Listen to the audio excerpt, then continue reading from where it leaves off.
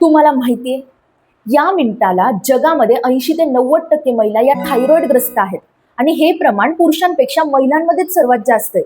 याचं कारण काय आहे? नमस्कार, मी डॉक्टर प्रसिद्धी आणि आज आपल्याला हेच जाणून घ्यायचंय की आपल्या महिलांमध्ये थायरॉइड डिसऑर्डर, PMOS, PCOD यांसारखे डिसऑर्डर्स एवढे जास्त प्रमाणात का होतात. याचं मुळात एक कारण जे माझ्या प्रॅक्टिसमध्ये मी नोटीस केलं की महिलांना ना आजार झाल्यानंतर काय करावं हे बहुधा माहिती असेल, पण तो आजार होऊ नये यासाठी काय करावं हे अजिबात माहिती नाहीये. थायरॉइड होणे म्हणजे काय, किंवा आम्हाला थायरॉइड झालाय, आम्ही गोळ्या घेतोय पण आम्हाला माहितीच नाहीये थायरॉइड काय. तर हे ना मी तुम्हाला एकदम सोप्या शब्दात सांगते. सो थायरॉइड ना ही आपल्या शरीरातील एक ग्रंथी आहे. ओके, ती T3 आणि T4 हा हॉर्मोन सिक्रेट करते. ओके, आणि ती आपल्या मानेच्या पुढच्या भागात असलेली फुलपाखराच्या आकाराची ग्रंथी असते. ठीक आहे, हे दोन हॉर्मोन्स जे आहेत ना ते मेटाबॉलिझम, शरीराची ऊर्जा, शरीराचे कार्य, त्याचसोबत हॉर्मोन बॅलन्स करणे यांसारखे जे कार्य आहेत ते करत असतात. ठीक आहे, तर या थायरॉइडचे ना मुख्यत्वे दोन आजार आपल्याला होऊ शकतात, एक हायपोथायरॉइडिझम आणि एक हायपरथायरॉइडिझम. सो हायपोथायरॉइडिझम मध्ये ना आपली थायरॉइड ग्रंथी तिचं काम करणं स्लो करून देते आणि हायपरथायरॉइडिझम मध्ये याच्या उलट होतं, जी आपली थायरॉइड ग्लँड आहे ती तिचं काम अति प्रमाणात अति फास्ट करत असते. ओके, सो ही थायरॉइड ग्रंथी किंवा या थायरॉइड ग्रंथीचे जे आजार आहेत तर ते का होतात यांचे रिझन्स आपण वन बाय वन बघूया. नंबर 1, लाईफस्टाईल डिसऑर्डर्स आहेत या. So thyroid, PMOS, PCOD, fatty liver, obesity, या ज्या सगळ्या गोष्टी आहेत ना या हॉर्मोन रिलेटेड गोष्टी आहेत आणि या सर्व लाईफस्टाईल बेस्ड डिसऑर्डर्स आहेत, लाईफस्टाईलवर डिपेंड असलेले डिसऑर्डर्स आहेत. तुम्हाला आठवतं आपल्या लहानपणी, म्हणजे आता मला सुद्धा थायरॉइड डिटेक्ट झालेला आहे, मी सुद्धा PMOS वॉरियर आहे, पण जेव्हा मी लहान होते ना किंवा जेव्हा आपण लहान होतो तेव्हा आपली आई, आपली आजी या किती कामं करत असायच्या.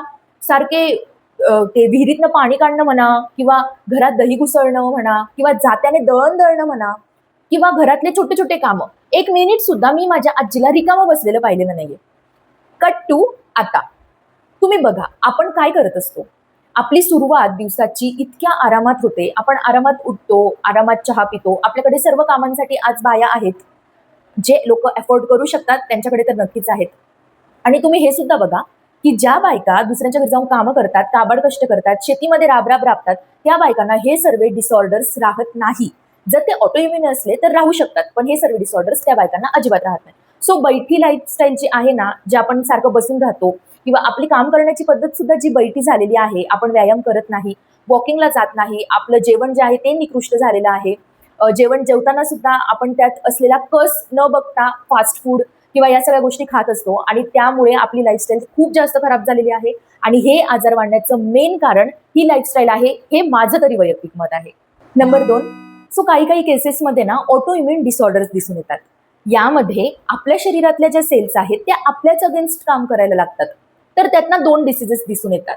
First one is Hashimoto's disease and second one is Graves disease. So Hashimoto डिसीजमध्ये काय होतं ना की आपली रोगप्रतिकारक शक्ती जी आहे ती चुकून आपल्याच थायरॉइड ग्लँडवर हल्ला करते आणि हळूहळू थायरॉइडचं जे कार्य आहे ते कमी करायला लागते आणि त्यालाच आपण हायपोथायरॉइडिझम म्हणतो.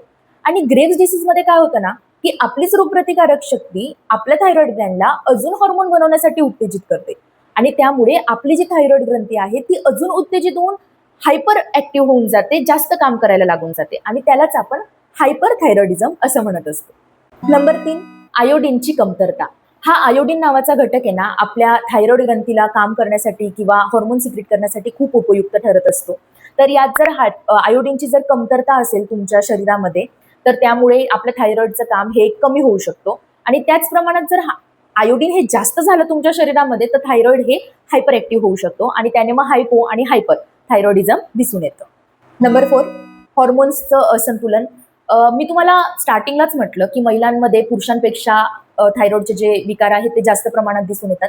तर याचे लाईफस्टाईल सोबतच हे देखील कारण आहेत, कारण की आपल्या महिलांमध्ये प्रसूतीचा काळ, प्रसूतीपूर्व काळ, प्रसूतीनंतरचा काळ, त्याचसोबत वय जेव्हा वाढत असतं तेव्हा आपली पाळी जी आहे ती जात असते, मेनोपॉझल त्याला म्हणतात, तर मेनोपॉज. आणि त्याचसोबत जेव्हा पाळी येणार असते तर पुरुषांच्या तुलनेमध्ये ना स्त्रियांच्या जे शरीर असतं ना तर त्यामध्ये जास्त प्रमाणात बदल होत असतात. त्यामुळे हॉर्मोन्सचं संतुलन हे जास्त प्रमाणात गडबड दिसून येते आणि त्याचा थेट परिणाम तुमच्या थायरॉइड ग्लँडवर होतो आणि त्यामुळे महिलांमध्ये शक्यतो जास्त प्रमाणात थायरॉइड ग्रंथी डिस्टर्ब झालेली दिसून येते. 5, ताणतणाव, अनिद्रा, रात्री झोप न घेणे, जागरण, भरपूर छोट्या छोट्या गोष्टींचा ताण घेणे, पॅनिक होणे वारंवार, आणि या सर्व गोष्टींमुळे जो स्ट्रेस हॉर्मोन, कॉर्टिसॉल, एड्रेनालिन हे सगळे हॉर्मोन सिक्रेट होतात आणि त्यांची जी गडबड गोंधळ तुमच्या बॉडीत आणि तुमच्या मेंदूमध्ये होत असते ना, त्याचा थेट थेट परिणाम तुमच्या थायरॉइड ग्रंथीवर होत असतो. कारण की तुमची थायरॉइड ग्रंथी सुद्धा हॉर्मोन सिक्रेट करत असते. आणि आता त्याची जी डिटेल जी फिजिओलॉजी आहे की कुठले हॉर्मोन कसे जातात, काय होतं, तर हे सगळं मी तुम्हाला पुढच्या व्हिडिओमध्ये डिटेल समजवेल. पण आता तुम्ही फक्त एवढं लक्षात ठेवा की हॉर्मोनचं जे असंतुलन होतं तर ते या सगळ्या घटकांमुळे होत असतं आणि त्याच्यामुळे थायरॉइडवर खूप जास्त इफेक्ट होतो. त्यामुळे ज्या फिमेल्स किंवा इवन मेल्स सुद्धा ज्यांची खूप अशी टेन्शन किंवा स्ट्रेसफुल लाईफ असते, ज्यांच्या लाईफमध्ये टेन्शन घेण्याची टेंडन्सी जास्त असते, तर हमखास तुम्हाला ते लोक थायरॉइड डिसऑर्डर्स असलेले लोक दिसून येतील. तर 6, पोषणातील कमतरता. हा माझा खूपच फेवरेट टॉपिक आहे. सो काय आहे ना, आपण खूपच हेल्दी खातो बाबा, आणि खूप म्हणजे बाहेरचं वगैरे खातो, पण ते हेल्दी असतं. आणि इवन आम्ही घरीच जेवतो, पण आम्ही घरी ना पास्ता करून खातो किंवा आम्ही होममेड पिझ्झा करून खातो.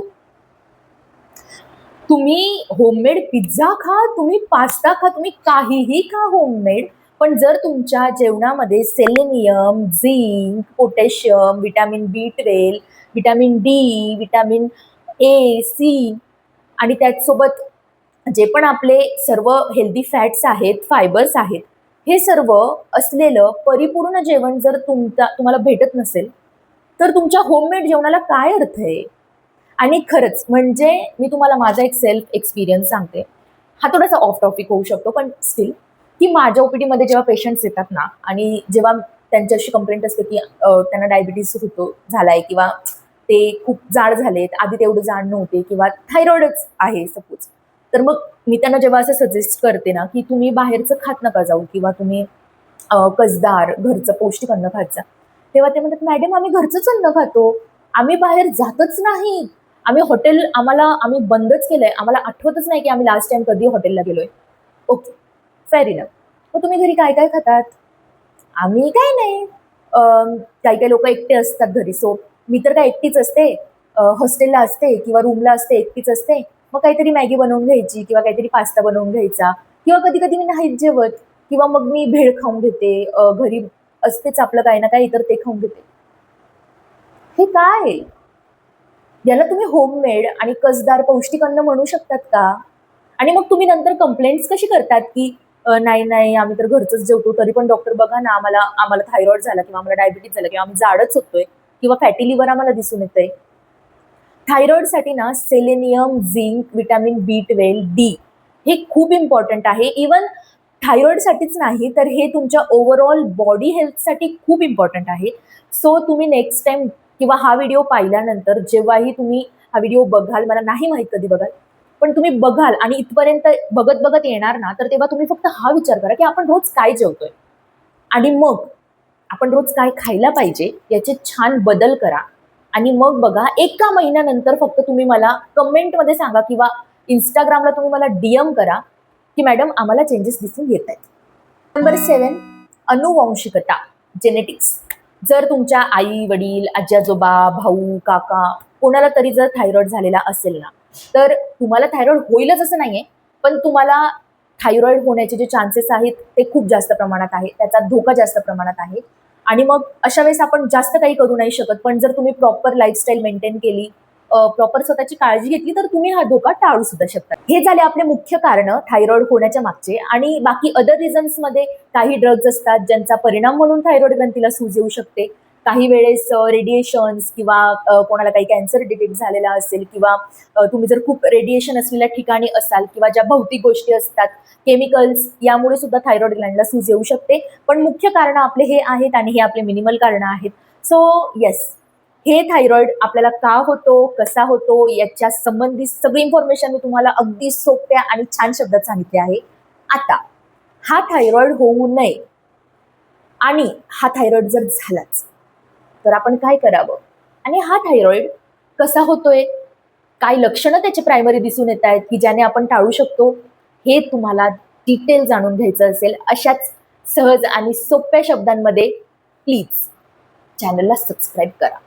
आणि नेक्स्ट व्हिडिओची वाट बघा. नेक्स्ट व्हिडिओमध्ये आपण हे सगळे पॉईंट कव्हर करणार आहोत आणि मी तेव्हा तुम्हाला सगळं इन डिटेल सांगेल. तोपर्यंत बाय बाय, स्टे हायड्रेटेड.